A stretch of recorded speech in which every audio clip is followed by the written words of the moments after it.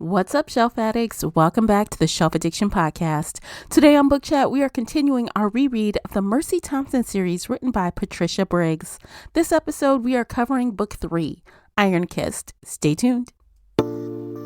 Today's episode is sponsored in part by audiobooks.com. Audiobooks.com now has 175,000 titles and 1.2 million podcasts. New customers get 3 free audiobooks comprised of 1 premium credit and 2 VIP titles. Use our promo code SHELFADDICTION, spelled as one word, when you sign up at audiobooks.com. Again, our promo code is SHELFADDICTION.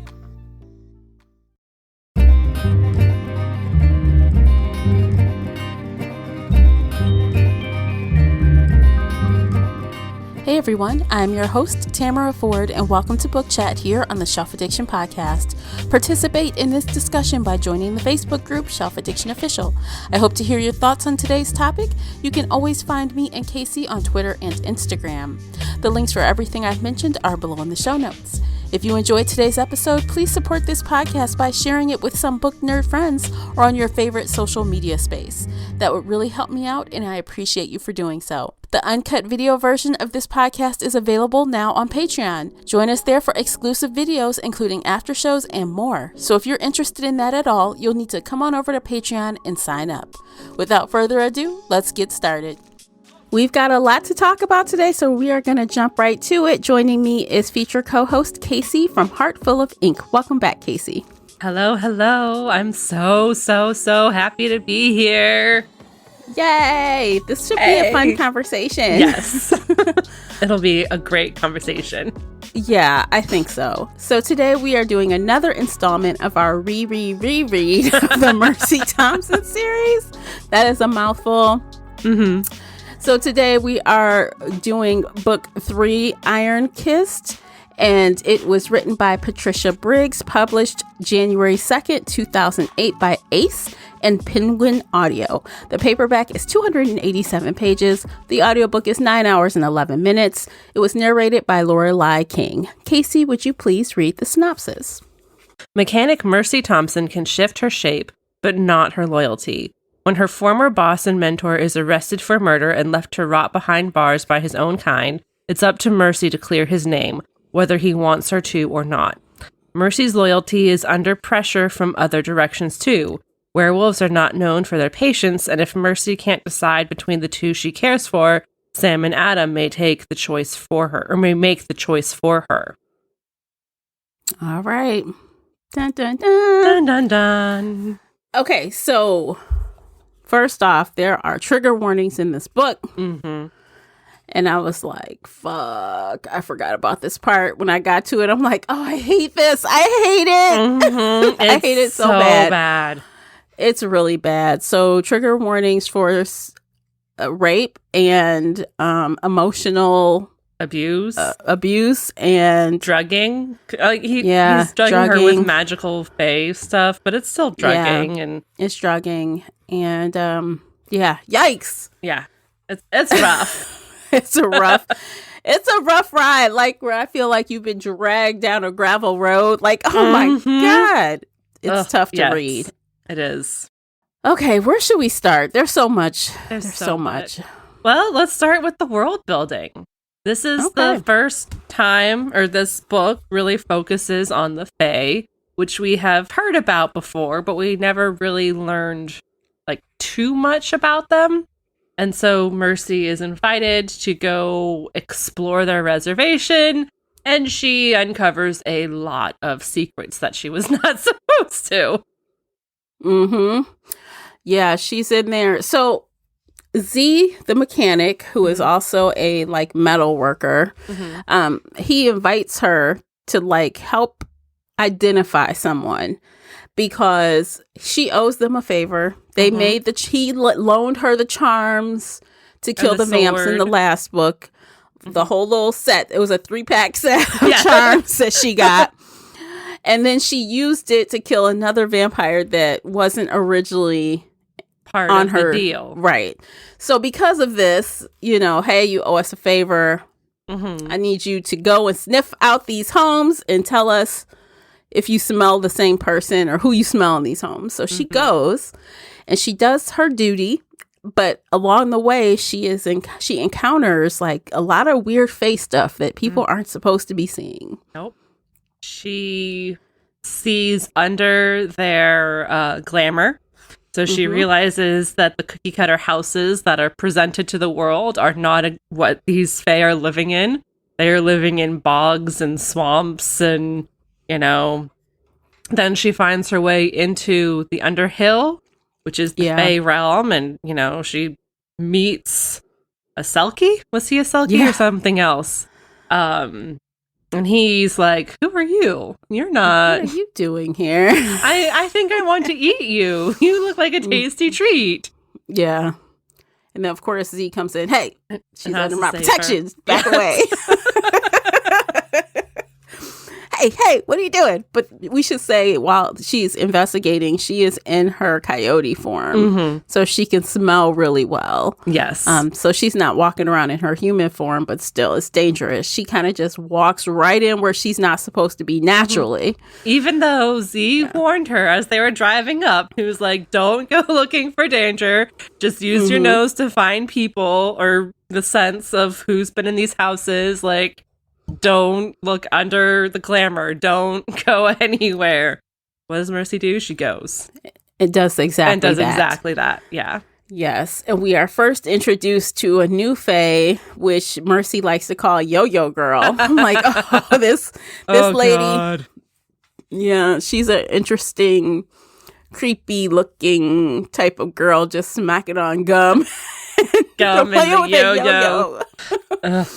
Creepy child. Like, okay, we don't know what she does exactly, or who she is exactly. Well, not yet. Not yet. But very interesting. But we'll find out she leaves more. there. Yes. Yeah. So she leaves there, and she thinks it's good. Right? We're good. Well, she found the person who was at all of the places, which was the human guard at the reservation gate, I guess. And she tells Z, knowing full well that Z and Uncle Mike will probably go kill this man. But he probably murdered all of these fae, so is it worth it? And no. She doesn't know what to do, but she just leaves. She's like, it's their problem now. I fulfilled my bargain or my end of the deal. It's done. It's over. It's not over. It's never over for Mercy. Never over. It's never over. Poor Mercy. It's not even her fault. No. She didn't do anything exactly. No, she just keeps owing people favors, and these favors blow up in her face. I know. I would never, ever... Well, she needs the favor when she asked for it. She did. She did. But the repayment of these favors is always, I feel like... way too much. Really bad. Yes. Yeah. Yes. And each favor is getting her in more and more deep shit. Like... Yes. Yeah. So, Z and Uncle Mike go to confront this human killer, which should just be a cakewalk. But he's already been murdered. And the police show up and find Z covered in this man's blood, kneeling over the dead body. And so they arrest him and they're like, it's done. We found our killer. Z's going to jail. Yes. And the fae have been told by the Grey Lords that they just have to let it go because they don't want any more humans to be upset or suspicious. Right. So instead of, letting sleeping dogs lie, as they say, Uncle Mike goes and says, hey, Mercy, so this happened. And can you get a lawyer? I can pay for it. And this starts her on this journey of trying to prove that Z didn't do it and find who did it. Even though technically she wasn't asked to do that. She was told at some point, she is told very specifically not to do it. Yes. And she's like, screw you, I'm doing it anyway. I'm doing it anyway, yes. I love Z. I'm going to help him. I'm going to do everything for him. And yeah. But it's like kind of like Uncle Mike knew what he was doing. And Samuel calls him out on it. He's like, he does. You knew exactly what you were saying when you told her not to do this. You knew she was going to do it. Don't try to play dumb.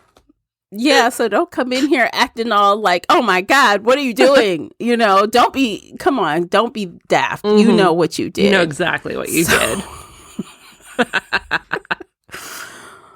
Oh my gosh. So the story starts to get a little convoluted as far as like this whole, what was the name of the society again? Bright Futures. Bright Futures. Oh, it sounds like a cult. It does. It very much read like a cult, very much an evangelical hate group. It's these people who are like, protect the children. We can't have Fae in our world. We must hurt them all or kill them or, bigots. Racist, awful bigots. That's exactly what they are, and that's what their group is. Yes. So I guess along the way, she's, I guess, what is she, hanging out with Sam just while he's playing his guitar and singing his songs. And she comes across this guy, Tim, who, I guess starts to make comments on his mispronunciations of some words and some other things. And then she just has a little convo with him, and she gets to be nerdy. She gets to dust off her old history degree from college that she never gets to use as a mechanic. And she gets to debate the nuances of the King Arthur legends. And I can understand how somebody who loves that can get really passionate and involved and in a deep conversation with somebody and not realize that the other person is interpreting it as flirty. Because, as women, if we give a man an ounce of attention with an ounce of passion in our voice, he's, ready to pull out the wedding rings and walk down the aisle. And we're like, no, we were just talking about something we liked. This was not flirting. This was not a proposal. This was just talking about King Arthur. And I mean, honestly, I was kind of surprised that it was taken that way, but I'm like, well, they're wolves, and of course they automatically assume you're flirting, and they're so mine, because Samuel says, when you flirt with him, man, she's like, I'm not flirting. I'm like, okay, look, I could talk about podcasts with some people and it's a real entertaining conversation, but someone else will be bored to tears. And it's the same with history and those topics they were talking about. So why can't they just be having a good conversation and not be flirting? A weak little man who never gets attention. He never gets to be the best, which is his whole issue. That's why he kills his best friend, because his best friend was the alpha of the group. He's jealous. He's weak. Yes. He's like, I don't get attention from pretty girls. I want women to like me. And here's this woman who's, conversing with him and looking him in his eye. And he's all of a sudden like, oh my God, it's my soulmate. Yeah. Everything is fantastic. And I have met so many of those men in real life, and it is disgusting and disturbing. And no, I just want to have a conversation with you. A conversation does not mean flirting. Yeah, no. Men are the worst. At first, they can be, definitely. But at first, it doesn't seem like it's that big of a deal because, she's able to kind of just slither out of it. And, it seems like it's done. Yeah. Right? Well, Samuel comes over at the end of the conversation. And, has to kiss her to mark his territory or whatever werewolves do. And Mercy's like, yeah, I'm dating Samuel. I'm sorry. I just got carried away in our conversation. And so, yeah. But then she sees him again. I still have a problem with that. I'm sorry. Yeah, no, absolutely. I just do. I'm like, well, I got to explain myself to you. I'm not look, she wasn't touching him. Nope. She wasn't leaning into him. She wasn't doing any of that. She don't owe him shit. She does not. And it's that weak, fragile masculinity where a man's like, oh my goodness, a woman is paying attention to me. Now she must be mine. She must want me. She must want me. It must be fate. It's right. Weak, fragile male masculinity, and he just gets worse and worse and worse as the book goes on. And he deserves every piece of torture that he gets at the end. He deserves worse than that. But 100%. But no, like it's Mercy did nothing wrong ever talking to him. No. She was acting like a friend. She was acting like a history nerd. She was acting, like a normal person, just trying to have a conversation with somebody about a topic that you both understand. And he turns into like stalker status virtually immediately. Mm-hmm. So he invites her to his Bright Futures group, and she's like, I wonder if any of them killed O'Donnell, because O'Donnell was part of this group and O'Donnell was murdered. And also, she needs to prove that Z is innocent. She's like, let's see what's going on here. So she does go to the house and she meets the little group. And generally speaking, I think she thinks they're pretty harmless overall. And she meets another Fae or someone who has Fae blood. She's not really sure exactly what he is or, but she can smell something. Yes. But she carries on. She has that little evening and she leaves. But, of course, it's not just leaving. No, Tim corners her by his car. Or by her car. Yeah. And he's like, oh, well, so you're not dating Samuel anymore. Why don't you come hang out with me? Come to my house for dinner. It'll just be the two of us. That's right. She's like, oh, no. She just kind of agrees at that moment and thinks she's just going to tell him no later. Well, she's not even really sure why she agrees. Which we learn later, he's wearing a magic Fae ring and he's touching her with the ring. So he's convincing her to do what he wants because of this magic Fae ring. Even though in her head, she's like, well, it would make Adam mad. And I don't want to make Adam mad. I don't want to hurt him. Because being alone with another man in his house is a date. I don't want to do that to Adam. Yeah. So, but later she does say, well, I'll just tell him as she drives off. I think she's driving away and she's thinking about it.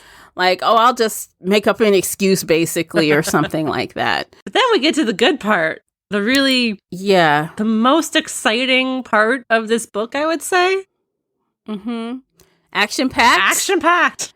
Action-packed. So, of course, the Fae is like following her in his car and she's like thinking, which way should I go? What should I do? Do I bring us to Adam's house or not? Where do she has all these things and she's just driving around trying to maybe he'll turn, maybe he won't, and before you know it, her car dies.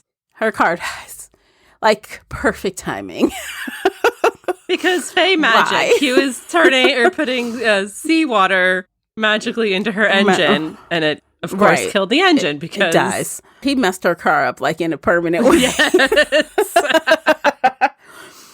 But before you know it, she's out the car, turning into a coyote and taking off basically. The guy is chasing. He is on her ass, chasing her.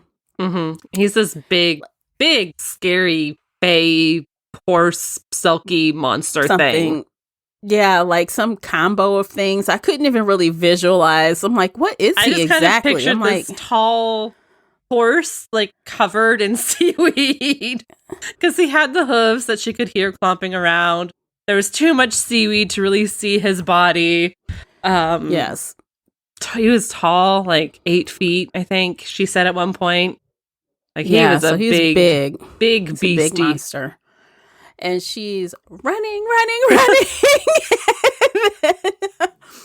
She's like, oh, I will go to Adam's and I feel bad, but what am I going to do? This thing is on my ass. So the wolves are outside looking what's going on?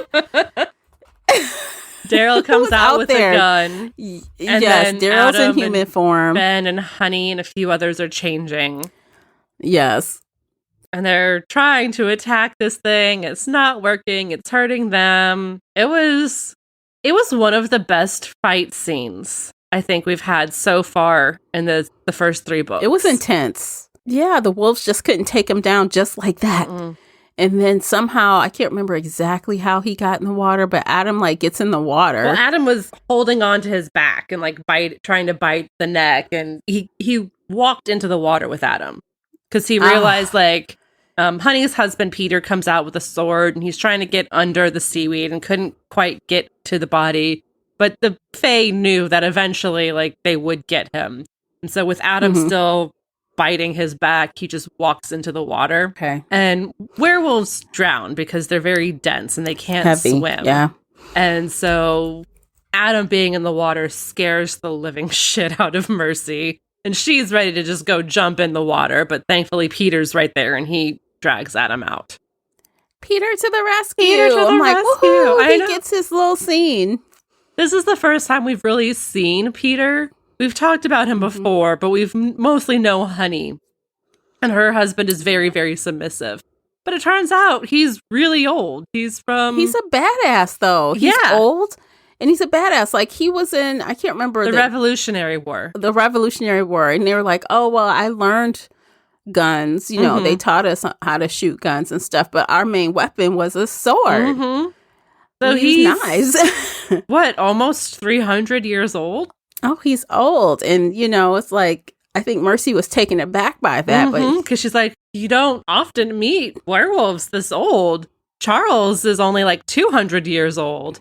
Yeah. And he goes, oh, you know, non-dominant wolves live a long time because they're not fighting people. Exactly. They're not fighting to the death. You know, he's like, I'm cool. Do what you do. I'm just going to sit here and get old, you know? And that made me really appreciate him. And I know Honey is much more dominant, but I like that she's with him and like they have that strong bond. Yeah, you can tell there's caring between them. Like, it's clear. Oh, for sure. So, yeah, which shows, you know, an alpha and a beta can be together very easily. It's fine. Yes, and you don't have to have two alphas. Right. So, I like that. And of course, you know, in the midst of all of that, Ben flies through a plate glass window. Yes. Cutting up Mercy because she's right there getting glass dropped on her. Yeah. So after the fight, she has to get in the shower and try and clean off all the glass. And one of the sweetest, most romantic scenes happens. I know. I think I marked it. Let me see. Adam puts on some shoes and some jeans and walks into the shower and just combs the glass out of her hair and helps wash all the blood off of her. He's so nice. So nice. Adam is just the sweetest, and I love him. He didn't even yell at her or anything. Why would he? He's like, you need to come to me when you need protection. I want to protect you. I know. And but she was expecting it. Like, she was like, she automatically, I think, expects the worst. Like, you know, she's like, I'm sorry I brought them here. She's like apologizing and berating stuff. herself. And he's like, what? Yeah, he's like, what are you? It's fine, you know, like, of course you came here. Like, yeah. Why wouldn't you? Yeah, exactly. So, you're my mate. Like, you need to be here. Right. We need to protect each other, and protecting Mercy is what he wants to do. And so, then he sits there and puts her on the counter and cleans her feet because they're covered in little cuts. And it was just so cute. Oh, my God. It was. But before that, though, we missed something. Wasn't it before that where Jesse gets like beat up, or did that happen after that? Much earlier in the book. Okay, so alongside this story we're telling, so poor Jesse gets basically bullied and jumped and beaten by up. These. Yes, but Human she gave boys. as good as she got. Oh yeah, no, yeah, she gave them a couple. They were hurt, and you know, she said she didn't even go as hard as she could have because she didn't think they were actually gonna like hurt her. Do anything like that. But she's like, oh, they'll never get my ass again, basically. And of course, old boy from the shop comes to the rescue. Gabriel. What's his name? Gabriel. Oh, she loves Gabriel. She is singing Gabriel's praises. Yes. I mean, he heard the fight. He jumped the fence. He scared the guys off. He was going to chase them down, but, you know, he stopped to help her. He brings her home instead. Yes. And of course, this was actually really notable as well to me because when he brings her home, like, of course, everyone's losing their shit because Adam is pissed the fuck off. Adam is about to lose it. He does not have control. No. He's still mostly human, but also, like, kind of changing. His eyes are changing. His voice is changing. Like, somebody hurt his baby. He's going to kill some people. Yeah, and of course, I think it was Ben who called Mercy and was like, get over here now. over here. Click, get over here. She comes in and she's like, okay, yes. let me try to figure this out. And she does a good job of like distracting him and kind of like, you know, getting Jesse to like jump in the shower. With her clothes she's still like, on, so he with can't her clothes still on get before, the scent. like, hurry before your dad figures out what we're doing. She leaves the bathroom and he's like, clothes. And she's like, they were dirty. Oops, she's all in the shower. Everything is wet. You can't find it. He's like, damn it, basically. Like, but she does it. She calms him down. She takes care of Jesse. The pack is relieved that she was able to, you know, because he was about to lose his mind. He was losing his Jesse, mind. And it was very valid. Yeah. Like, somebody hurt his baby. And, you know, he's the alpha. He's so protective of everybody. And somebody beat up his child. Yeah, heads are going to roll. So I know. The fact that Mercy but it was can important walk that in, he know, and stop him, because she's right, though. Killing some kids would not have been the answer. That's not the answer. No. So we're going to stop this right now. Although she knew who it was. She's like, oh, I know one of the person's smell. Jesse, because she had a clear head, and so she got the scent and she figured it out. And then, she's like, hurry, Jesse, get in the water so your dad can't smell you, because he probably hasn't thought about it yet. Hurry up before he figures out what we're doing. So all that drama, it's like it's a nonstop drama for Mercy. I really liked it because it shows just how much Mercy understands Adam and how she can, you know, not work around him, but work with him to calm him down, to get him to think clearly and not, you know, fly off the cuff and go murder some teenagers, because even though they deserve it, it would be really bad for everybody involved if he murdered teenagers. And she does take care of it at the very end. She goes after the kids and, you know, scares them shitless because she's Mercy. And she's like, yeah, we can scare them. We're not going to kill them, but we're going to teach them that, no, it's not okay to jump Jesse. The other part of that scene when Jesse's in the shower is that Honey comes in and talks to Mercy and explains what the mate bond really means in a way that nobody has explained to her. So, you know, which is odd because she was raised with wolves, but no one had really gave it to her in nuts and bolts like Honey did. Like, look here, this is why this is happening. Yes. You know, so we heard, you know, as early as book 1 that Adam has claimed Mercy as his mate, and they always said it was just for protection so the wolves won't eat a coyote. And she just kind of laughs it off, thinks it's annoying, teases Adam, you know, puts out her car in her field and takes off 3 wheels and, you know, annoys him. But no, Honey explains that there's an actual mate bond there, and that it is a weakness in their pack that Adam is dealing with, and that he is protecting from the rest of the pack, but it's always putting him and his wolf on edge because there's that weak spot that hasn't been filled. And Mercy's like, what are you talking about? What does this mean? Why is this happening? Right. And what it means is, essentially, Honey's like, make a choice. Either you choose Sam and you be on your way and we'll forget you. You know what I mean? Or you accept the bond. And you choose Adam. Like, stop bullshitting. Right. So you have to pick. Time is running thin, literally, because it's making the pack weak. It's making us weaker. So she's like, oh, well. Like, oh, didn't know that. Got to pick somebody. Yeah, I guess I need to figure this out. So this was before she and Samuel finally realized that they're family. Same night, I think, because she has that look, and then, you know, later he's like, you were flirting with him, and I just don't care, but I love you. Yeah, it was after he kissed her. Yes. Like, he open mouth kissed her and all of that, and then later, like, well, you know what? I don't think I love you. It's not like I that. love like, you, but I'm not jealous. Yeah. I don't care that you're flirting with this puny little human man. Right. So it's strange. It's like, I guess maybe he only felt some competition because it was another alpha dominant person, maybe. Mm-hmm. Because he realizes, and, I wish that, I think Mercy did, but I feel like Mercy got an easy out. The author gave her an easier out than her actually having to say, I don't want you, Sam. We're friends.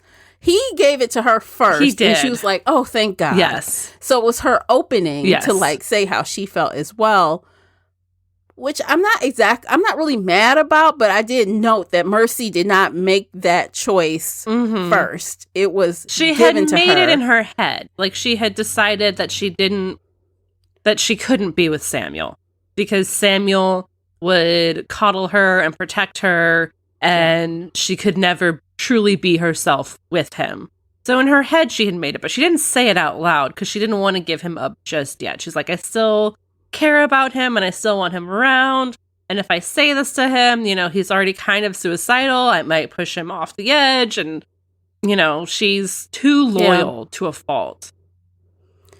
Yeah, I mean, loyal to the point where, I do kind of wonder in an alternate version, like, how long would she have let that go if Samuel hadn't said something to her, knowing maybe like a week or two? You are causing hurt, I don't think she would have waited too much longer, honestly. Like, once she made her decision, it would have taken her a few days to, like, find the right time to talk to Samuel, maybe make him, like, a shit ton of cookies, maybe some rabbit stew or something. I don't know. Like, she would have done it in her own time. But I see what you're saying, that, Samuel gave her that out. She didn't have to make that choice and say it out loud. But Samuel immediately ran over to Adam's house and told him everything. And she's like, hey, do not go over there and tell him I'm his or whatever. And he's like, hey, this is between the two of us. You stay out of it. He leaves. I'm like, dang, he gonna go right over there and tell him I'm not in the race anymore. So, which I thought was nice of him. He could have teased Adam a little bit longer, but he was the bigger man. He's like, nope, it's done. I'm not going to keep hurting you. I'm moving on. Because he's an old wolf. He knows what's happening. He is aware of the things that Mercy wasn't. Yes. So he's like, why would let me just take care of this. It's decided. So, okay, let's take a quick break and then we will continue sharing what's happening and our thoughts on it. So be sure to listen to the commercials. By listening to those, you are supporting the podcast. Yay! And don't forget to check out the book review journal and notebook available on Amazon right now. The links are in the show notes. Come right back. Today's episode is brought to you by the Shelf Addiction merch store. Check out all the bookish t-shirts, notebooks, mugs, and more. Don't miss out on these original designs, perfect for any book nerd. Support the podcast and visit shelfaddiction.com/merch and pick up your next favorite bookish item. All right, guys, we're back. We're going to continue on. Casey, remind us where we left off. So we were just talking about how Samuel went to Adam and said, I'm done. I'm out of the race. You can have her. That night, she was like, oh my gosh. She's like, is he going to run over here? She's like, no, I at least have tonight, so I'm going to bed. So she goes in the room. I guess she takes her shower. She goes to bed. And when she gets in the bed, she's like, there's a stick in here. Walking stick. There's a stick on my bed. And she gets up again. She looks at the stick and she remembers it was the stick that was in old boy's house. One of the Fae's house. And that one of the Grey Lords came in and took out of the house. Mercy did not take this stick. The stick is just showing up. It just shows up. And as they say throughout the book, old things have a mind of their own. And this stick has decided that it's friends with Mercy and just wants to be around her. Which, it's like one of my favorite secondary characters, even though it's just a walking stick.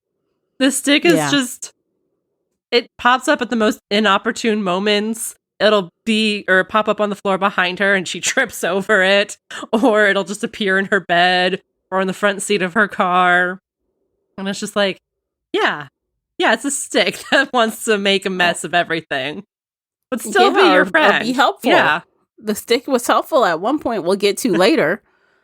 But, yeah, so she's like, of course, she calls Uncle Mike, I think. And she's like, hey, so there's a stick that's here.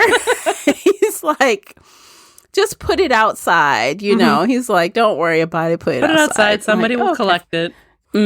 She keeps trying to give it back throughout the entire book. She's calling Uncle Mike. She's calling Tad. She's calling everybody. She's like, here, take the stick. Take it away from me. And they do. And then it just pops right back up. Comes right back. Yes. Okay, what happens after this? She meets this woman who is working as a consultant for the police station. That's right. This woman is blind and has a seeing eye dog, and she's telling the police all of these wrong things.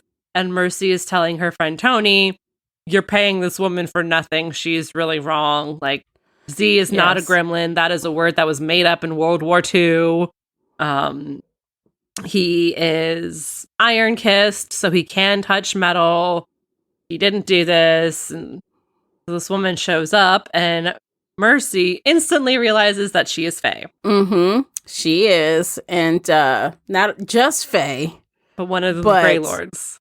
The Grey Lord level Yes. Fae. So she is really like just trying to make Z go to jail and be done with this shit. She wants to be done with it in general. All the Grey Lords just want this to be wrapped up nice and neat in a bow.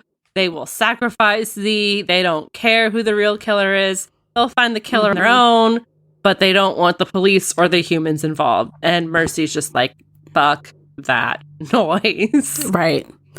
Right. Even though during all of this, Z takes it upon himself to be like, hey, I'm not talking to anybody. I'm not doing anything. And then he tells her, or has a message delivered that you need to pay me all the money. For the shop. You know, we're for the shop. Like, he is like pretty much just cutting off ties from her.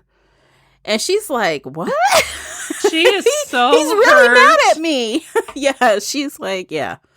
She's a mess. She's sad about it, but I know we've talked about in previous books, the last two books, that, you know, it's weird that everybody seems to fall in love with Mercy.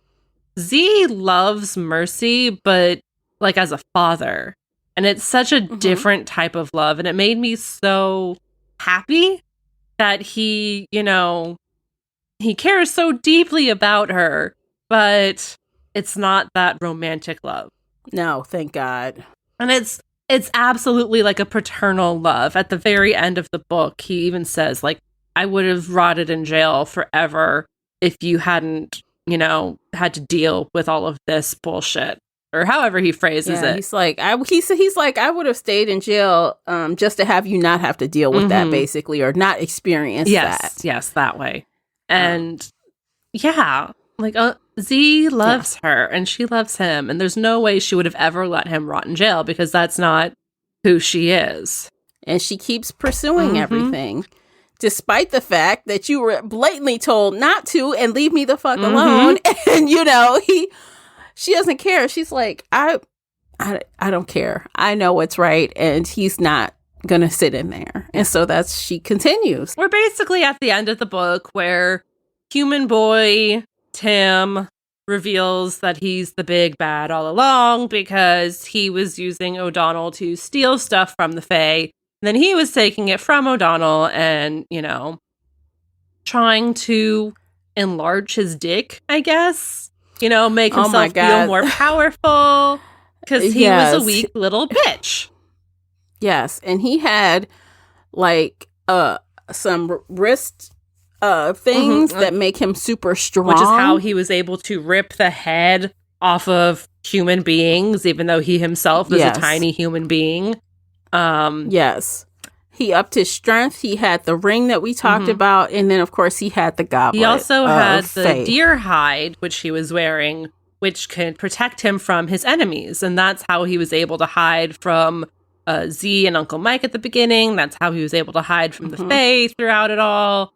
He had their protection. He had the gifts. And I think there are a few others in his closet, but we don't need to go over all of that. Yeah. He just had a bunch of Faye stuff. And so... No, and he used them in a combination just so to really manipulate her. He kept forcing her to... really hurt her. Yeah. He did damage to her. So essentially he attacks her.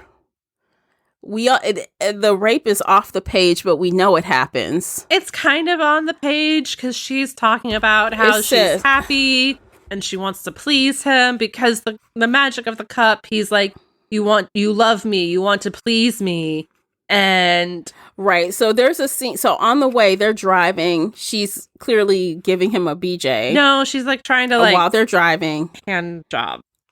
Is what I saw. Well, see, I couldn't. It doesn't say specifically. Yeah, it doesn't say. It says she leans over, and all this, and she's messing with his pants, but it doesn't. He unzips. It could be either way. Yeah. It's a mess. So that happens. They go because they're going to try to find more Faye artifacts. The walking stick. She says it's at my shop, right? The stick is at my shop. So she gets him. That happens on the drive to the shop.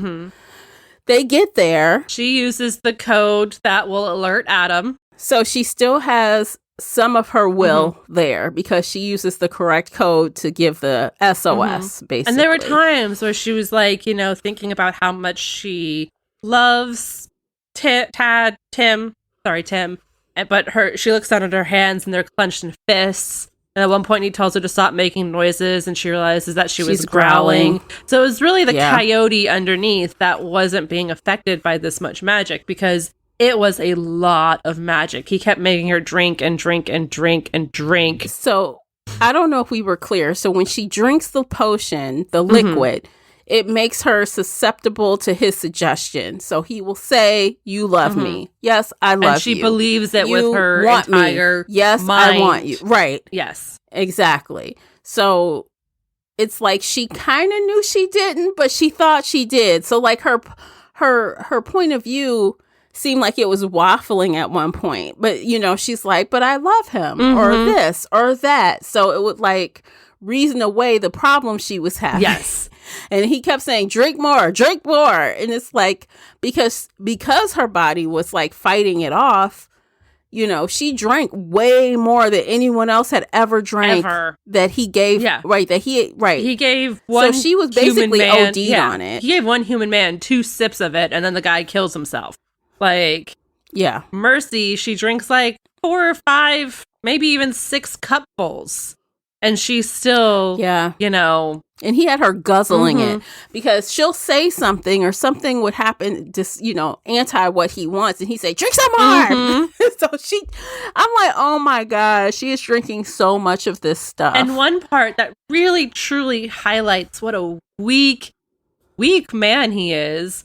He's forcing her to drink it at first. And he's like, what's the one thing you wanted me to know least of all? And she very truthfully says, I'm not attracted to you at all. Exactly. She says it. I don't want to be here. You're not that smart. You're not that pretty. You're not that attractive. I don't want to flirt with you. And he gets so mad. That's when he reaches over and breaks her wrist and drags her around and tries to show off to be like, look, I know all this stuff. And he wants to brag and be the big man, but she's like, I know more than you. Because he's like, do you know what this is? Wrist. And she's like, yes, of course. And starts naming it. And he gets so much. He's enraged. So he did break her wrist and her elbow. And he pretty much crushed the bones in her arm. Because it was so bad that it wouldn't heal on its own. She needed to take more of the stuff to heal her. But there was this one part that I thought he was exceptionally cruel beyond belief. So he pretty much says, you'll be so grateful to me and you'll know that I think you'll never feel anything like it again. And he proceeds to say, when I leave, you won't be able to stand it all alone because you'll know that no one will ever love you after I'm done. No one. You'll go to the river and swim until you can't swim anymore, just like Austin did. So he does this stuff. And after that, she's crying. He's like, quit crying. What are you crying about? So this goes right into that scene where the rape happens. But he's ultra cruel. Like, why would you tell her no one wants you, no one loves you, no one? Because he is like the biggest asshole. Because he's such a weak man that he can't accept the fact that a woman wouldn't want him. And so he wants to make sure that she only wants him. Like, he had his pride destroyed or whatever when Sam kissed her in front of him. And, you know, when she says, I don't find you attractive, he couldn't understand how any woman would not just like fall at her feet to be with him. Yeah, he was awful. And I mean, after that, you know, that's where he squeezed her arm, at the already injured arm, and like kind of crushed the bones in her arm.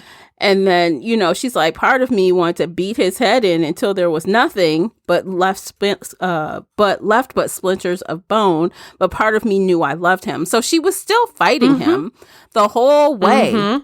It's like she want to do this, but yet I love him, or this or that. But the whole time she like, until finally she does it. She like attacks him. Yes. Finally.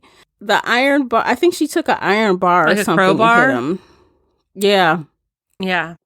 Or she tried to smash the cup too, and the cup didn't break. Cup wouldn't break, but she killed him. Adam shows up a few minutes later and rips him into shreds. He does. So he's already dead. Mercy killed him, and now he's just gonna tear apart the body because out of absolute rage, because he's a disgusting piece of shit who needs to be ripped up. Like, I'm right there with Adam. Shred him. So after Adam gets there, and this is the part I thought was so sad. I marked it as so sad.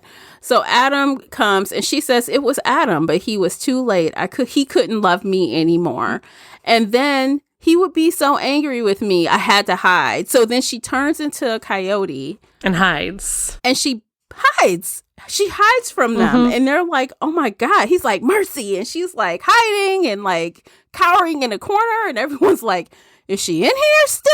And they're like, yeah. And it was this whole ordeal. It was heartbreaking because, it's understandable. You know, not only did he make that mind fuckery of nobody will ever love you, but also there's so much guilt because Mercy knew that Adam would be hurt if she went to his house for dinner at all. And she didn't really want to go to his house, but she went to the house because the mind fuckery. And like, there's so much guilt and so much pain. And there's so much trauma, like, in the moment.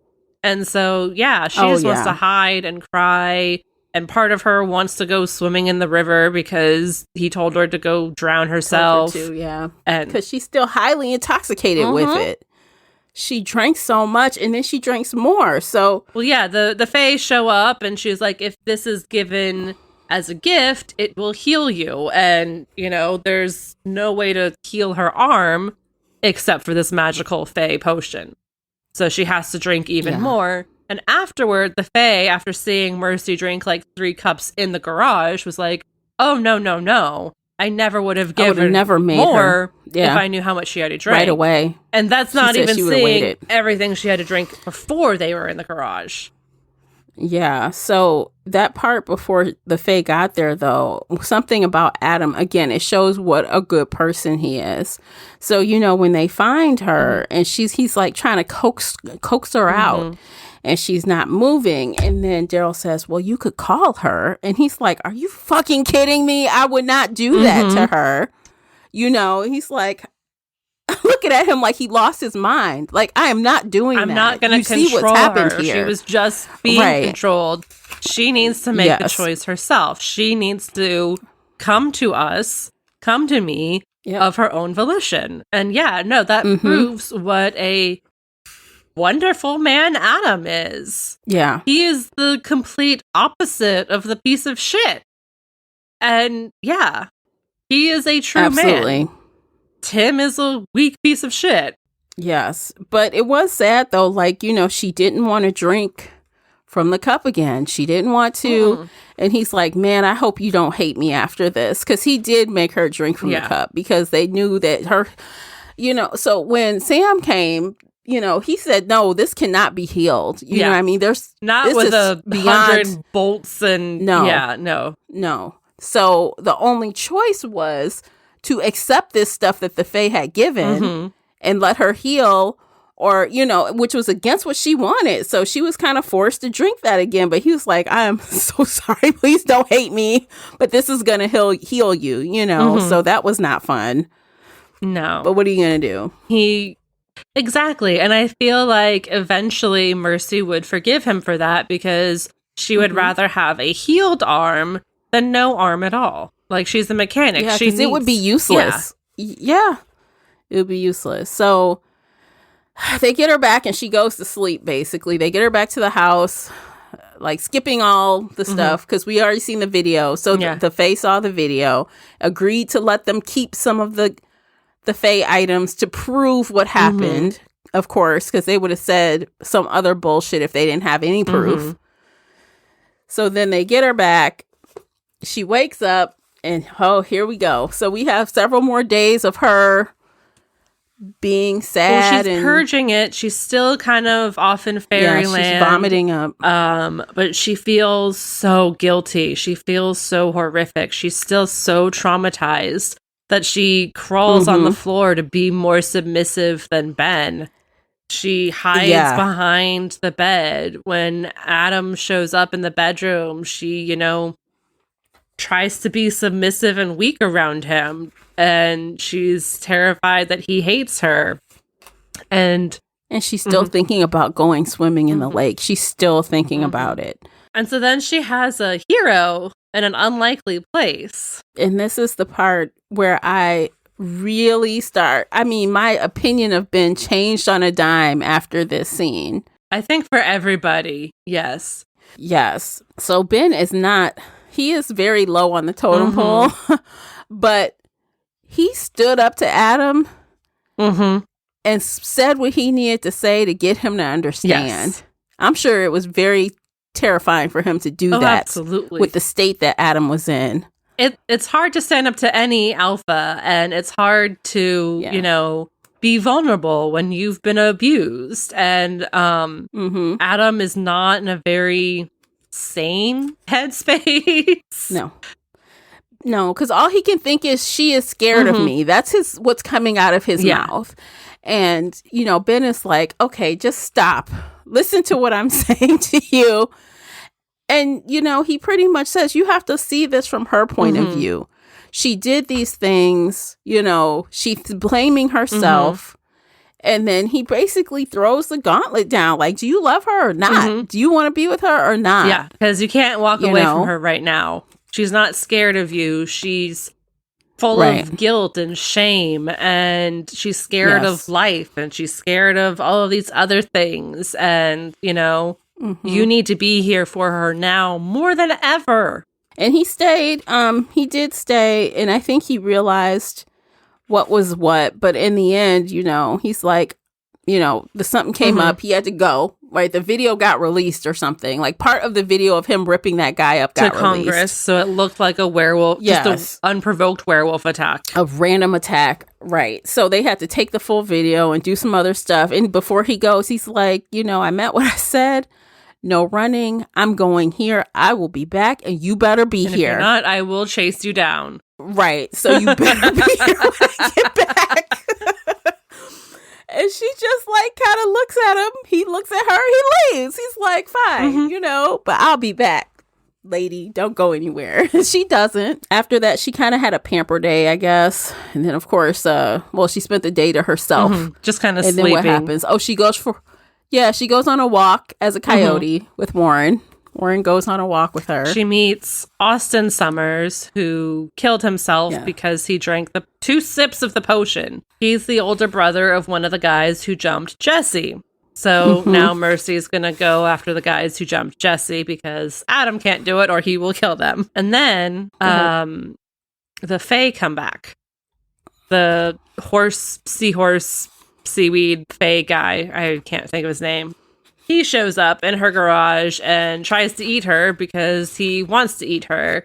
But Z steps in and saves her, thank God. And he's so apologetic and just like, thank you, Mercy, I love you. And you're under my protection. And it's just such a parental love moment that it just like, oh, I love Z. Yeah. Yeah, I felt like, honestly, from day one, though, I felt that was a parental absolutely, yeah, type thing. Like, I don't think, which was refreshing against all of the other love that Mercy has to deal with. So far, we've sorted out in this book, one down, one is out. It looks like she has made a choice. She has made a choice, because at the very end of this last book, page, he comes back, and, she's in the shower. She comes out. He's in there with the walking stick, and they're talking, and she's like, kind of makes her choice by like taking her shirt off or something. Yes.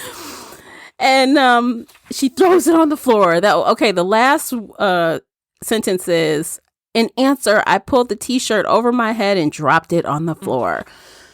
Now, after this, I was like, okay, I just have to jump into the next book, because I remember she said it. The author said that Iron Kissed and Bone Crushed are meant to be one book, like a clear continuation. There's no break. And it is. We pretty much get a repeat of this last scene. Yeah. Like, the last couple pages are repeated. And I'm not going to tell you what happens. But I remember. Adam is the best. I remember. I love it so much. I'm like, Adam is so great because of how he treats her in that moment. But such a good book, y'all. Such a good series. Yeah. Out of these first 3 books, is this your favorite or least favorite? Well, I think, honestly, the Tim stuff was really hard. It was hard. I liked that we got to sort out the Samuel situation. So that, like, gives us a thumbs up. I like that she has decided she wants Adam. That is what those are the 2 things that make this book great. And I like the relationship she has with, Uncle Mike and Z. Those are the things that make this book memorable for me. I've tried to forget the Tim stuff, because I did not remember at the beginning that's what was in this book. So because of that, I don't think it's my favorite. I think Bloodbound was better to me than this book, but I like the events, the notable events that that start the change of relationship in this book. Yes. Does that make sense? Basically on the same page as you. There's so many good parts of this book that I really like. Tim is absolutely the worst villain we have seen. It is so heartbreaking, and just like Mercy dealing with that trauma is so heartbreaking that it's kind of hard to read. But actually, I think Moon Called is still my favorite. I like, out of these 3 books that we've read so far, the first 3, I think I still like Moon Called the best. But no, like, I like that she's picking Adam. I like that Adam is moving in on her. I like that fight scene with the Fae. Like, I love so many aspects of this book. It's just that I love this series so much. And there are parts of every single book that I love, and there's parts of the books that I don't necessarily love, but yeah. Yeah, and I'm wondering, like, I'm trying to remember the villain or what happens in the next book, and like, it's been so long, it's like I don't really remember every single detail until I come upon it, and I'm like, oh yeah. So I'm curious, because I know there were a couple more villains that I didn't really care for, but I'm trying to remember. I feel like, at least at the beginning anyway, the villain just keeps getting leveled up with every book. And I'm like, wow, was Patricia Briggs in a dark spot when she wrote this book? Because I'm like, my God, it was bad. So I'm like, well, what happens in Bone Cross? I'm trying to remember what happens. And I'm like, I don't really remember. I think they're ghosts, but I don't. I have the hardback. Because we also... Yeah, we show. If you guys can see the video we're showing, you might want to come on over to Patreon. Okay, anyway, I'm excited to get into Bone Cross, to be honest, because I went ahead and read the first chapter because I'm like, ooh, and I want to keep going. I'm like, close the book. It's so hard to stop once you start. Yes, I'm like, oh, I could have just kept going and going and going, but I stopped. It's hard to stop. I don't blame you. I think we're done. What do you think? I think Casey? we're done. It's a good book. It's a good series. I love Mercy. Absolutely. Clearly, we recommend this. We spoiled it all of it. Hopefully, you're also a fan of the series, and you're like, oh, I forgot how great this book was. So, Yeah, so come back next week. Next week we'll be doing Bone Crossed, and yeah, that's it for that. But otherwise, be sure to join us on Facebook or in the Book Club's app, or now on Discord. If you go into one of those groups, you can get the Discord link. And of course, there are some special fun additions just for Patreon members that join the Discord. So if you are on Patreon, make sure to click that link for Discord as well. We're gonna shake things up over here at Shelf Addiction. Yes. We're gonna shake it up. That's gonna be fun. So yes, I think so. So that's it for today, guys. Thanks for tuning in, and we'll catch you in the next episode. Take care of yourselves. Everybody. Happy reading.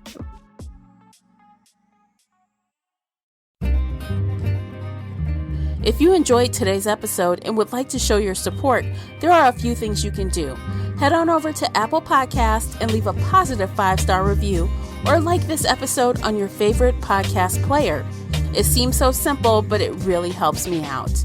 You can share this podcast with other book nerd friends or on your favorite social media space. You can also join the Shelf Addiction Patreon family. For as little as $2 a month, you will help us produce even more awesome content for your ears. You can also consider joining the Shelf Addiction official Facebook group, where we talk all things bookish and more in a safe space. The Shelf Addiction podcast is a part of the Nerdy Maven network. You can also reach us via email at info@shelfaddiction.com. Thank you for listening.